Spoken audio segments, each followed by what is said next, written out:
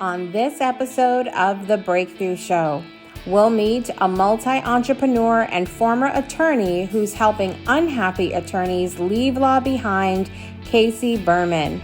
In our Hot Topic conversation, we'll be taking a deep dive into questions like, do you need a passion to be successful? And what's the difference between having drive and being passionate anyway? Then we're catching up with a past guest, sales expert and trainer from Brandeis Training Solutions, Jeff Brandeis. Jeff is here to share about the importance of selling ourselves and being authentic in business, and you'll hear all about his brand new book, Done Deal. Don't miss all of the incredible tips this episode has in store for every entrepreneur and sales professional alike. All this and more coming up on today's episode.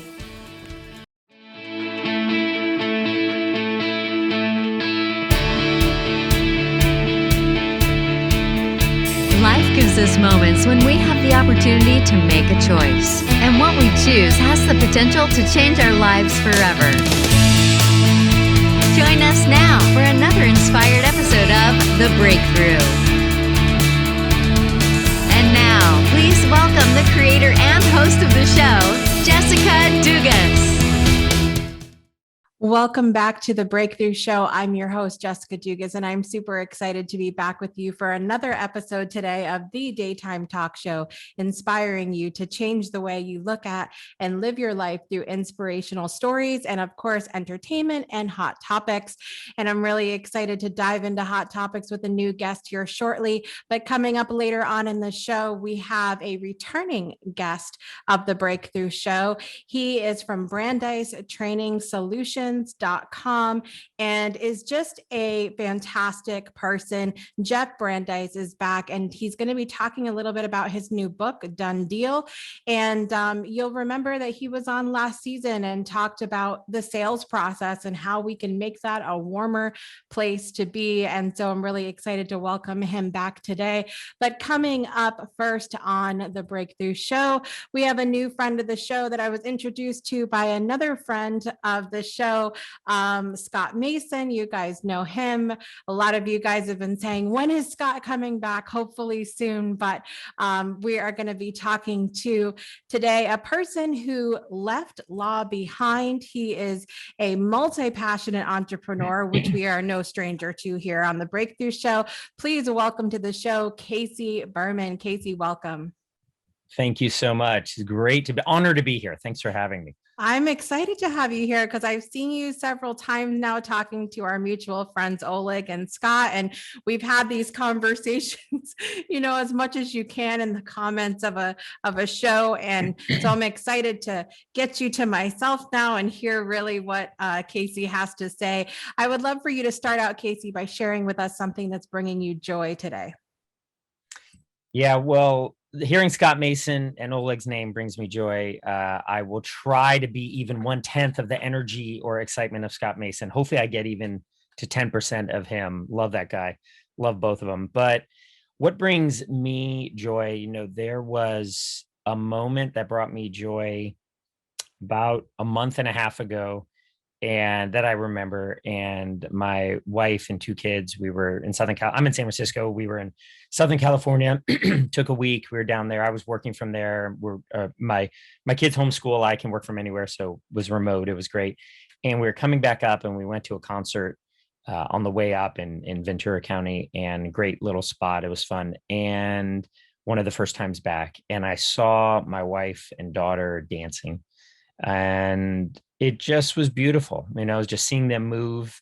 Really, that was it. My son was chilling. He wasn't into it. He's younger, but he was on a seat. He was totally great behavior and let them do their thing. But seeing the two of them dancing together, it was just beautiful. And it was just joy for the sake of joy. There was no and I remember when, and then this. It's just kind of period, stop. It was just joyful. And I still think about it. Yes, I love that. And I love that you chose that as your moment of joy today, because one of the things I think you do so beautifully, Casey, is you compartmentalize things really well, of saying it didn't have to be about, oh, I remember this time or this brought up this memory, or it was just joy. It was Yeah. just what it was. And so I love that. Beautiful. When we talked initially, Casey, we obviously talked a little bit about your leave law behind practice, if you will, which I found just very interesting because you don't see a lot of coaches who are saying like, leave your job, people, and so I loved that the drive you have for people, for me looking in going, you're encouraging them to follow their passion. But when we talked, what I loved was that you almost talked a little bit about, you don't need to necessarily have a passion to move forward. So how do you move forward, and move into a different life, if you will, if you're not being like driven by something? Mm-hmm. Well, it's a great question. And so passion, the P word for me, I felt is loaded. When I'm 47, I've been out of the law for many years. But if I go back 20 years when I left, I was very focused on a passion. That's what you need. You read it online, you still read it. Follow your passion, follow your passion. I don't have a passion. This is recording and on live. So I think I'm supposed to say my kids and my wife are my passion and I love them. Edit that part about supposed to, right? No, I love my family. I love Bay Area sports, Niners, Giants, 49ers. Not a Sharks fan. Hockey came a little bit late for me, but they're cool. But so I don't know what my passion is. What do? I don't collect stamps. I used to collect baseball cards, but I have them. I don't do it anymore. Like what? So it hit me. One of the breakthroughs I had in life was in my late 20s, early 30s, when I realized I probably won't get a passion. And that bummed me out because I was supposed to. And I think this idea of a passion is another angle where one of the main kind of causes of suffering. Remember, you can take pain. Pain comes externally from the world. This is sort of the Buddhist idea. You can't avoid pain. It's up to us if we avoid the suffering. And so there's this pain around not having a passion because I'm supposed to, but then why am I going to suffer about it? I didn't want to suffer about it. And so I realized that maybe I just don't have it and I'll back into it or I'll find it. So when I help people leave the law and literally throw in the towel, it's okay being a quitter. It's okay to leave. In many ways, it's beautiful to leave. And in many ways, you're not leaving a law, you're evolving your career V2.0, but there's still a drive. You can find drive. So to your point of how do you leave the law or do anything really without a drive? You don't. You do need a drive. You just don't need it to be your passion. So the drive that I teach people about at Leave Law Behind, and really in general, and what I'm trying to teach myself, what I'm trying to learn from the many other smart folks in the past and now, is that you can find a drive in pain. You can find a drive in reducing suffering. You can find a drive to do something else because your skills are being left on the table. You're not exercising muscles figuratively or literally that you want to do. Think of a lawyer who's very collaborative and creative and insightful. And here they are just doing litigation and they're fighting all day and they're behind a Word doc, right? Their skills are totally misaligned with the job description. No wonder they're unhappy and anxious. And so the drive really is literally, how do I match my skills and strengths to a job description? So you can find drive in many ways, but it's actually liberating when you can free yourself from needing a passion. I can so see, for me, I am passionate about all the things, Casey, all the things. I have one thing that I do and I'm passionate about that. And then you put something else in front of my face and God, I'm passionate about that too. And so there's been many people throughout the years that I've almost seen that to a fault in me, that I am so multi-passionate that I need to do when I was going through your LinkedIn a little bit and you talked about being a multi-entrepreneur, of being really good at juggling a lot of things. I'm that way too, but I'm also real passionate about all of it. It's a lot for a lot of people. And so for me throughout the years, I have felt a similar pressure from people to pick one. pick a passion and be just passionate about that. And it's not okay. You can't possibly juggle, several things. You can't possibly be that passionate about all of the things. And so I felt a very similar energy from outside of going, you've got to just pick one thing, or, narrow it down for the love of God, Jessica. And I just can't. I just can't, because that's not me. And so what do you, I know you mentioned, that there was a time where you felt like, I'm supposed to have a passion. Does it ever make you sad or make you ask yourself why? Like, why isn't that passion there? And have there been anything you discovered about that? Well, so let's break down passion. I mean, passion is a fervent, barely controllable emotion. And then obviously there's the passion of the Christ, which is different way. But I think, the Christ had his emotion and connection with God. And this is a Jewish guy saying it, right? And I admire Christ as a spiritual person, as a historical person. I'm passionate about learning more about him. But then you talk about being passionate about something. And my question would be, why not have emotions, barely uncontrollable emotions, about a number of things? Why not? So I feel that it's okay to have it. I'm a multi-preneur. I engage with it. Now, do I have 14 different businesses? No. I mean, you do want to have some focus, but why just one? Have the fit. It reminds me of a story. I heard this from someone. I think it was a Greek story. A Greek friend who told me, but it's a parable. I don't know if it's true, but it makes a lot of sense. And real quickly, there's like 4 generations of Greek women. It could be any nationality or ethnicity, but and they're sitting here in America, and they're cooking for a festival or something. And I guess the mother sort of cuts off the sides of the fish. There's still some good meat there, and puts it in a pan and cooks it. And the younger daughter, in their teens or early 20s, says, why'd you cut off the fish? I mean, there's still some meat there. Like, why do you do that? And the mother looks at the grandmother and they say, I don't know. And then look at the great grandmother who's sitting there kind of in the corner. And they say, why do we? It's an old Greek recipe. Why do we do it? And the old great grandmother from the old country says, our pans were too small. The point being, they did it back then because the pans were too small. There's no reason to continue the tradition. Now we have bigger pans in America. So it's the same thing. Why do we have one focus? Why are we taught one passion? I don't know. Maybe in the Industrial Revolution in the 1850s in America, they said, you don't have time. Don't do it. You need to make money. Just do one thing. Focus on making shoes. Maybe it comes from, I don't know where it comes from. But this belief system we have that, girls need to wear pink, that you need to have one passion, that you need to have a gender, that you need to have an age, fill in the blank, right? Now that gets too relative, and sometimes it's overwhelming for a Gen X like me. Like, there is so much out there that even for me, it's like, hold on, guys, can we have some relativity? But that's my problem. Like, right. Why do we need it? So why do we need one passion? That's a belief that came down from, I don't know, 1837, who knows? And if it's not beneficial to us now, don't do it. Oh, this is so good. And it's got my wheels spinning, because I was thinking about my grandfather, who worked for General Dynamics for 53 years. He was a senior draftsman, helped design the Seawolf class of submarine. Wow. He was amazing at what he did. Started out as an apprentice, never went to college, did everything he could to work his way up. And as much as I've described his work ethic over the years and how amazing as it was as his job, I don't think that I've ever used the word that he was passionate about what he did, because I'm not really sure he was. I now that I'm thinking about this and I'm having a whole moment, oh my God.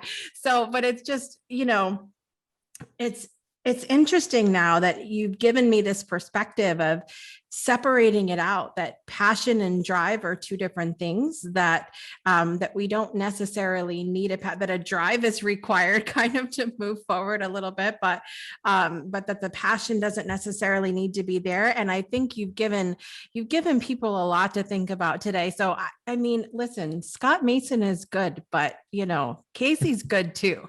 Thank you. Thank you. I'm gonna let him know you said that. So no, I love. Well, this will be out there for all the people. So we love you too, Scott, though. I'm just saying. But we're going to take a quick break. We're going to come back and talk to Jeff, and then more with Casey at the end. So we'll be right back. Hi, my name is Brandon, and over the past year, the Delight Cafe team and I have traveled across the U.S. researching this rapidly growing industry of CBD products. What we have found throughout the industry were products that were inconsistent in dosage and used ingredients that weren't even lab tested. Products with chalky textures, bitter aftertaste, and worst of all, confusion among the CBD consumers.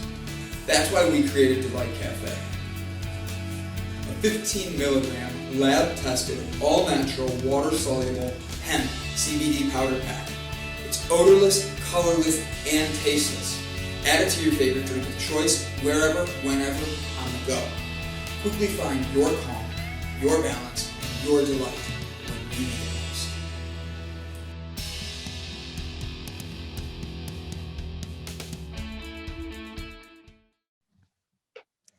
Welcome back to the Breakthrough Show. So I love having returning guests on the show. And last season, we had one of my friends, Dan Paulson, on, and we also had my returning guest that's coming back today on, and it was a powerhouse show for entrepreneurs. I love learning new things that are going to take our business and our sales skills and all of that to the next level, but doing it in a way that I know that is going to appeal to all of you that are watching, that are creatives, and you're like, I don't want to sell anything. So we love that so much.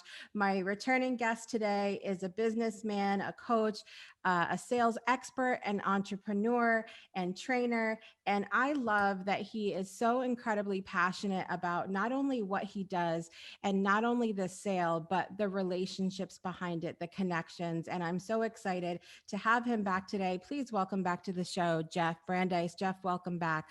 Thank you so much for having me back, Jessica. It's a pleasure.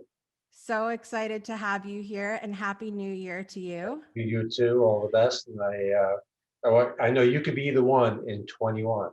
I love it. I love it. Well, you know the drill here, Jeff. Start us out by sharing a moment of joy with us, something that's bringing you joy in your life today.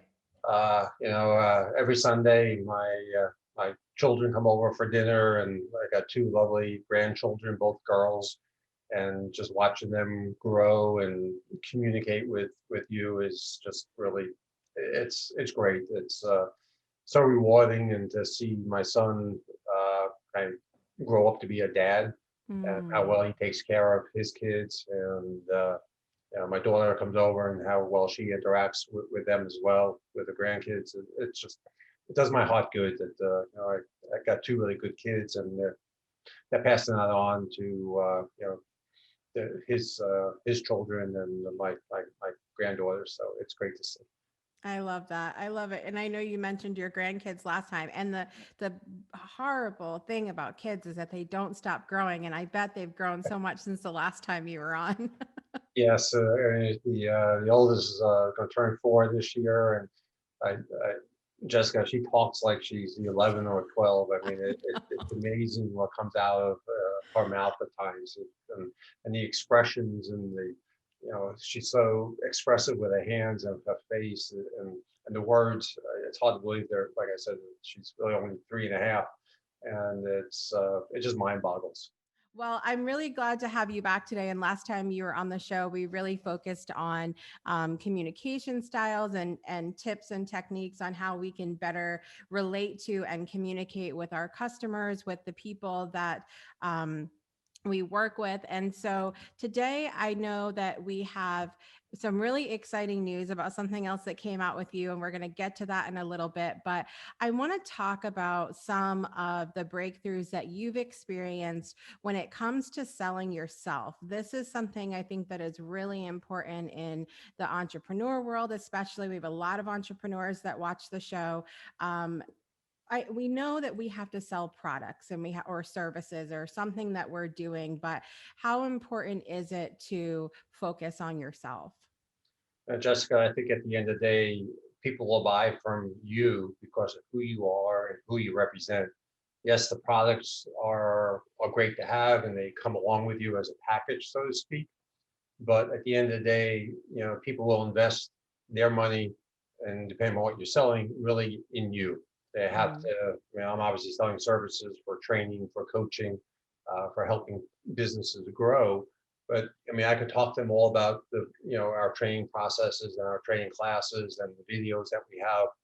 But if I don't build that trust and I don't build that rapport, I don't build that credibility with the people I'm speaking with, everything. You could have the best thing in the US of A, the best invention. They might buy it because they can see the value in it, but it's going to be a little tougher road at the end of the day to maintain that long-term relationship with them, because that's at the end of the day really what you want. I don't want just a one-time customer that buys one thing and then moves along.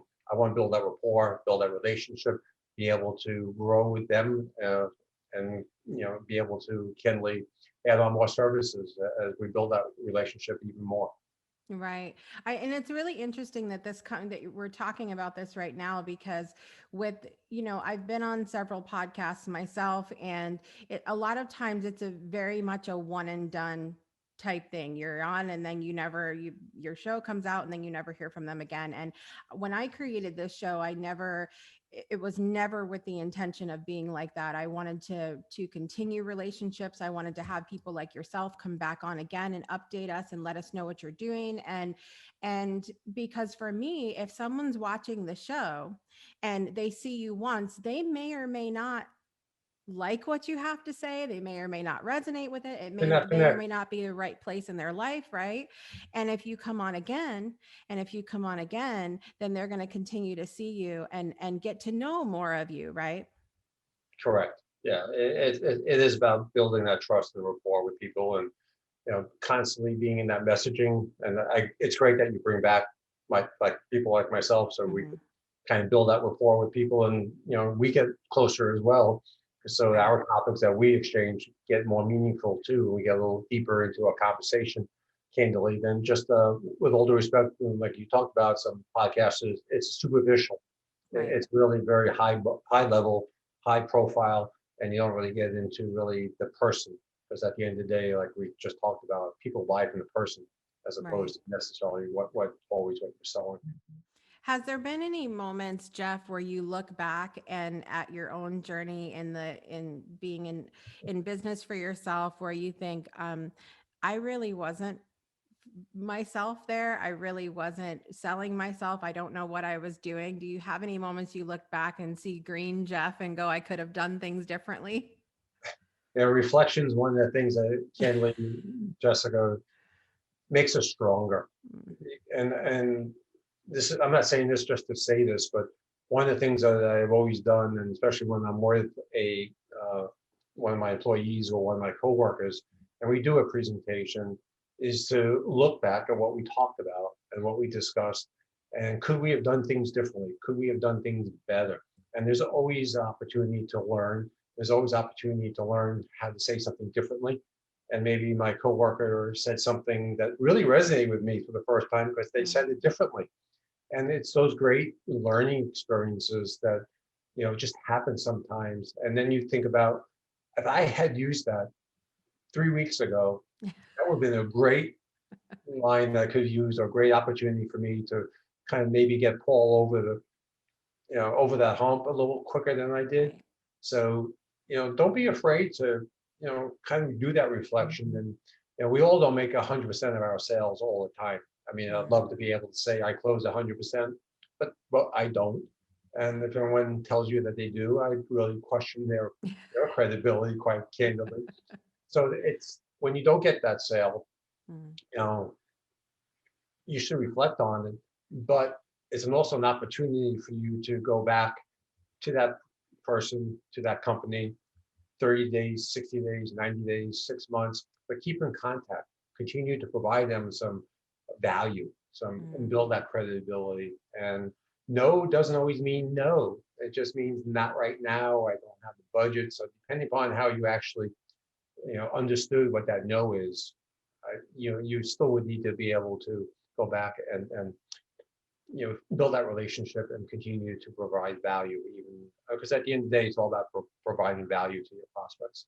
Right. I agree 100%. And I've seen this happen with my husband who's been in sales for a very long time. And he was he sold homes at one point and then has worked for different automotive dealerships. And there has been a few customers who have bought a home from him. And then no matter where he's at, they'll come back and buy a vehicle from him because he's created and nurtured that relationship. And he absolutely sells himself. He puts things about him on his wall in his office. He always has stuff with his family. He really talks a lot about things that he loves and tries to relate to the customer.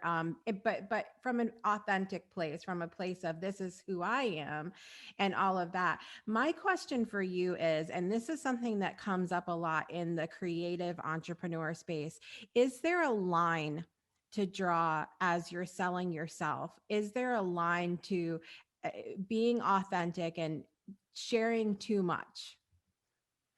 There's always that line where you cross it sometimes because you think it's the right thing to do, and sometimes you regret it. It really comes from your own gut of how well do you really know the person that you're speaking to on the other side, how long you had that relationship with. And sometimes, if you think you're going to cross that line and say something that might be out of context or maybe might offend that person, I would preface it a little bit and go, "Hey, Jessica, do you mind if I ask you a kind of maybe a little personal question, and that might take this call or our discussion in a little different way than where we're going?" And ask for permission before you actually cross that that line. And if that person says no, hey, I'm good where we're at, and I don't want to go there, and then so it's easier to ask up front than to sometimes to beg for that forgiveness. Oh, I'm sorry, I didn't mean to go there. And because now you've created that barrier, you created a red flag, you just broke down all the walls that you just tried building rapport, and you cross the line, and it's tough to sometimes build those walls back up. Once it's out, you can't take it back. Once it's out, it's out. That's it. That's true, and we've all had that happen in our personal lives with our spouses, with our kids, with our friends. It's sometimes you say things and you upon expression, you just let it out, and as soon as those words hit, you went, oh. Yeah. Oops. Oops. Yes. Yes, for sure. It can be a little bit more of I think a cold relationship maybe for salespeople when they're selling something that they're not passionate about, it's just something that maybe they've never used. They've used it once, didn't even like it, but now they're kind of have to sell it type thing. And we hope that's not happening, but we know that it does. And I know that, as my husband and I were discussing what dealerships he wanted to work at, there were certain ones that he wouldn't go to because he doesn't like the product. He's never driven the car, doesn't care for the product at all. And I think that that's really important to have those stories, like you said, of how the product has helped you, what you like about it, some of the experiences that you've had. And that gets into what I just mentioned there of how important is it to sort of have those stories and tell stories and catalog your stories so that you have them to share. It is so important. And a lot of times I get asked, so especially when you have a new rep come on board, Jessica, or a new salesperson. And actually, before we got on the air, we were talking about somebody that just started, at a dealership brand new. And, they might not have ever been in a car dealership or sold cars or sold software or sold a pen or sold a record player, right? So what do you do? How do you get those stories? And I get asked that question a lot. And the best thing you can do is go speak with, call up a current customer. Find Mm. somebody who actually already purchased that product from your company and say, hi, I'm new with XYZ company. I see you purchased, the record player about 6 months ago. Can you tell me about it? How do you use it? You take pride, you enjoy it. And the same thing with a car dealership. So you bought an XYZ car. How is it? How is the service? Tell me about your experiences. And that's how another way you can develop your stories is by bringing other customers into your, I hate to call it a sales pitch, but Right. bringing that into when you're speaking to a prospect about the experiences of other customers that you've spoken to, and that would be honestly, they become great testimonials for you. So it Mm. builds that story, it builds a testimonial, and you have a referral for you if you needed it to for that potential customer of yours. I love that idea of borrowing stories where you can until you have your own, because there is a point, I think, in everybody's journey as a professional, as an entrepreneur, that you're new. And what are you going to do? I mean, that's it seems silly to say that, but people come in brand new and go, well, what am I supposed to do now? Because I don't have these stories yet. I don't have the experience yet. And I love that idea, because that goes into something that I'm very passionate about, which is networking and creating relationships and all of that. And so when we can borrow those stories from other people until we have their own, what a beautiful opportunity to not just have stories to use for the moment, but to deepen those relationships as well, right? Yes, very, very true. And how you weave those into your sales presentation, is also the other aspect of making sure you have, the good, the best, and the better of sales training techniques to be able to implement what you're gathering from everybody. Because there's a time and there's a place to obviously to talk about your stories, and you just can't come up with, hi, I'm Jeff, I'm with XYZ car dealership. Let me tell you about Jessica, who just bought this nice car for me. So it's not one of those things you just really want to kind of blurt out, when you're just speaking to somebody for their, as an introduction. Yes, absolutely. I love that every time you come now that you give us perspective from both sides of the aisle, from the buyer perspective and from the seller perspective as well. I think it's so important. And now we're going to get a little bit into the seller perspective, because since the last time you were here, you did something fun and amazing, and you wrote a book. Yes, I did. I wrote a book. Actually have a copy of it here. Amazing, right? Our Vanna White moment. Here we That's are. right. Yes, it's called Done Deal, a step-by-step handbook for sales success. And whether you're an entrepreneur just starting out, can I do a pitch here, Jess? Absolutely. Let's go. So whether you're a manager, you're an owner of a business, or you're a sales rep, there is a sales process no matter what you are selling. And so often when I talk to companies or I talk to people, the most common reason that I find out as I dig deeper of why people don't make a sale is because they skip a step in a sales process. They're further along in that process than what their buyer is. And they don't think about the steps of, first you have to really obviously gain access to the client. So you have a lead, you got access. That's what the book goes into. It's 5 steps of a sales process. It's simple. It's a quick read.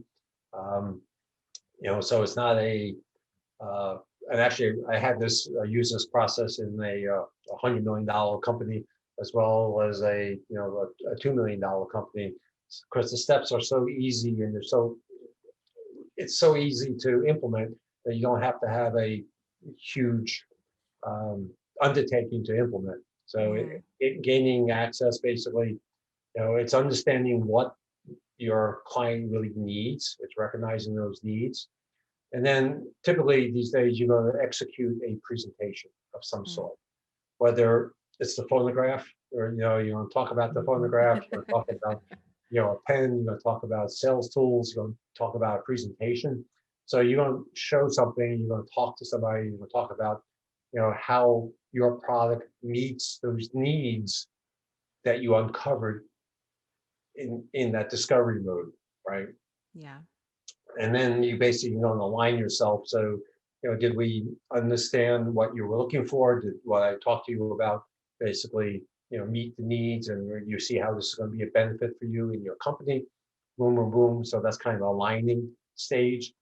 And then it's time to buy, time to close, which is really all about making a done deal. So it's really about simple 5 steps: gaining access, recognizing need, making sure you're in alignment, you're in agreement with your prospect, and then or I left out the presentation side, and then your alignment, and then it's a done deal because you've done everything in that sales process.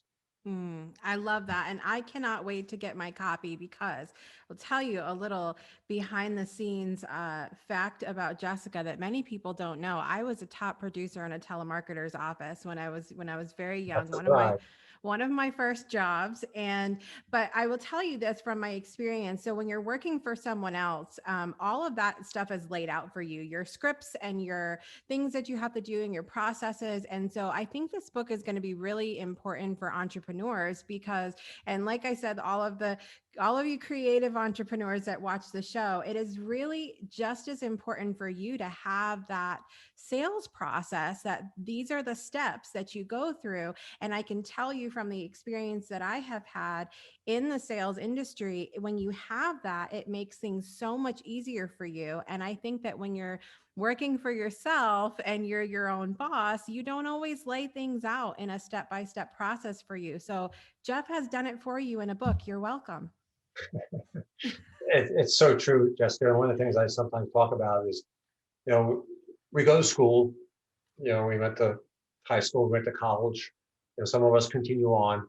There is no degree in sales. Okay, you can't get a graduate degree in sales. We accumulate the skills. You go to sales training. You have courses on it. But a lot of entrepreneurs don't focus on the sales side of the business. They're focused more on their products. They talk about the features. They talk about there's so much because they created their business and they created their product. They're passionate about that, but they miss and they don't really pick up on really what does it take to be successful in selling. So really what I do in the book is I go through each of the stages, and then I also provide you tips and tricks and ways to express yourself and lines that you can use during each step of that sales process. So it's a helpful guide, and it takes you a little more in depth into each of the steps of the cycles of a sales process. I love it. Well, I'm getting a copy for me in my office, and I've got a copy also in my cart for my husband for his office, and really excited to continue to support your work. Jeff, will you take a minute and remind everybody where they can find you and get your book and all that good stuff? Sure. The book is actually on Amazon. It's available on Amazon. It's also available for purchase off my personal website, which is Jeff Brandeis, JeffBrandeis.com. And then I'm open for a complimentary call from anybody that wants to, schedule some time with me. They can go to speakwithjeff.com, and my calendar will show up, and book some time, and let's just talk about your business, how we can work things through, how we can grow things. You have a challenge. It's a complimentary call. Let's just try to build out some of that rapport that we talked about earlier and see if there's a baseline for us to work together, and can help you grow your business. And Love it. The main website is BrandeisTrainingSolutions.com. Awesome, Jeff. Thank you so much for being here again today. And I highly recommend everybody take advantage of the call with Jeff. Get the book. You need some Jeff in your, I can't say this enough for the creatives. I see all of you guys. You are so passionate about the work that you're doing. Now you need to get it out there. Now you need to sell it. Okay. Because you can't benefit anybody's lives if your books and the things you're doing are sitting on the shelf. You've got to put yourself out there. So important. Yes, you do. And podcasting is a great way to get yourself out there too. So I appreciate having me on, Jessica. Thank you. Thanks so much, Jeff. All right, guys, we're going to be back in just a minute for more of the Breakthrough Show.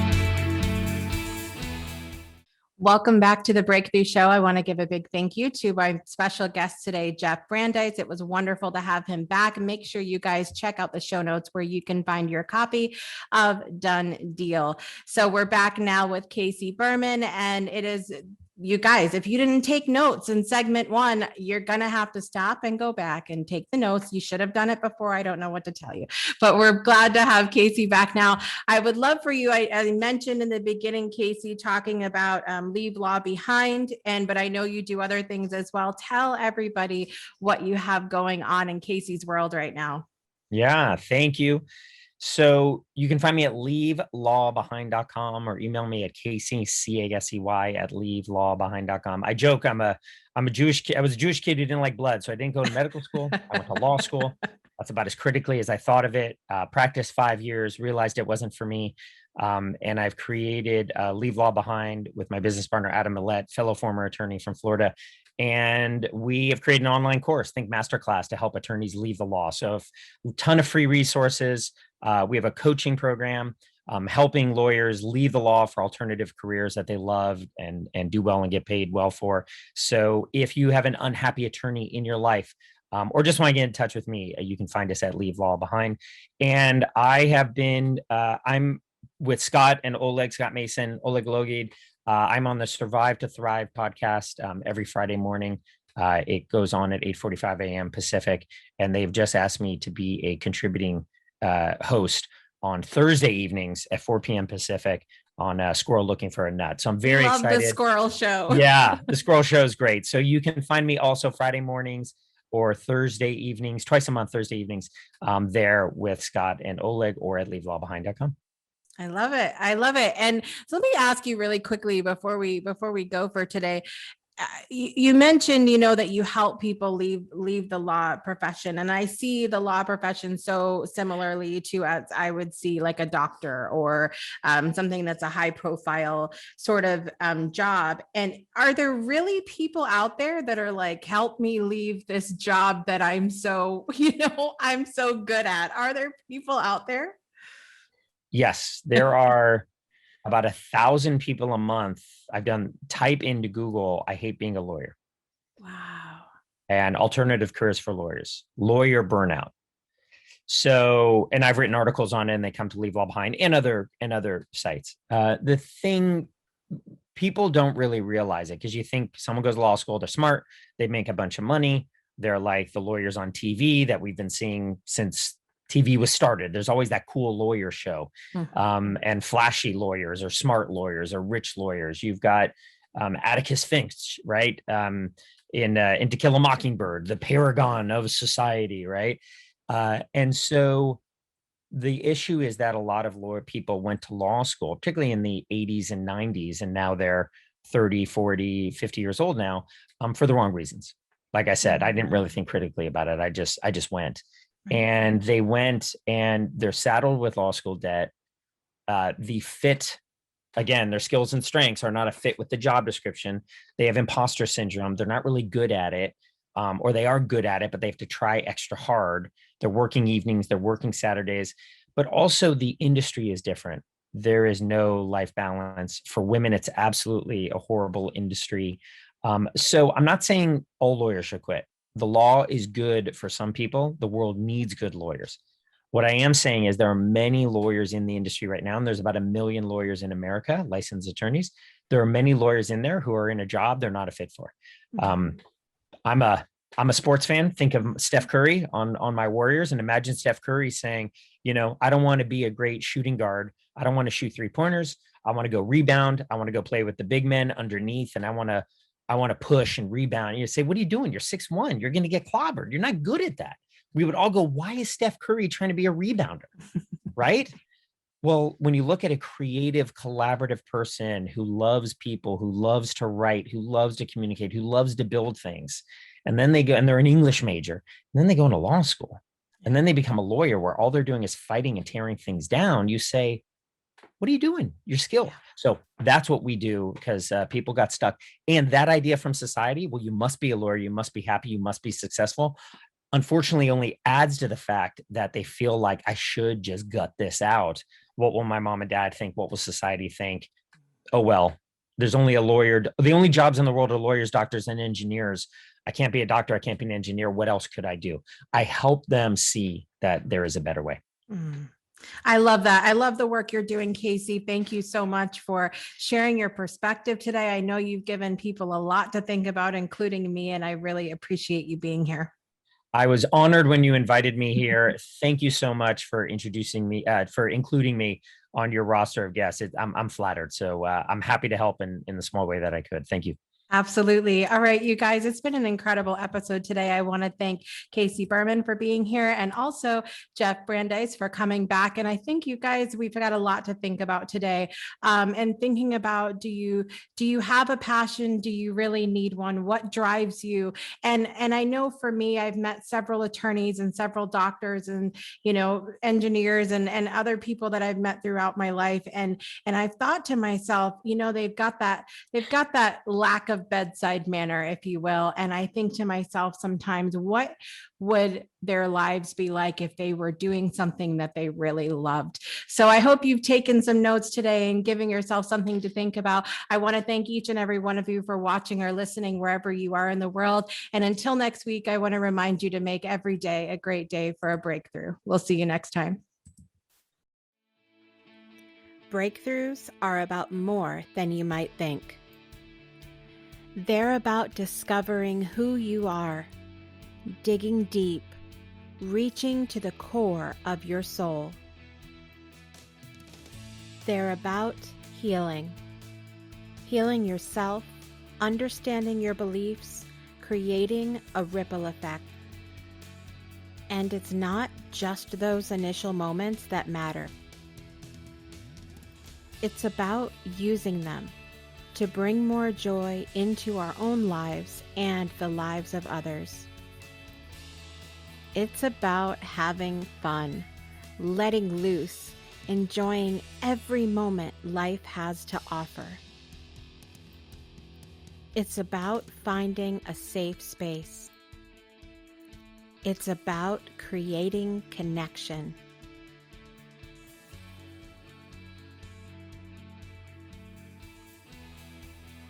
Join us each and every month for exclusive programming, where we invite you to go beyond the breakthrough. So we ask you, are you ready? We'll see you online at thebreakthroughshow.com.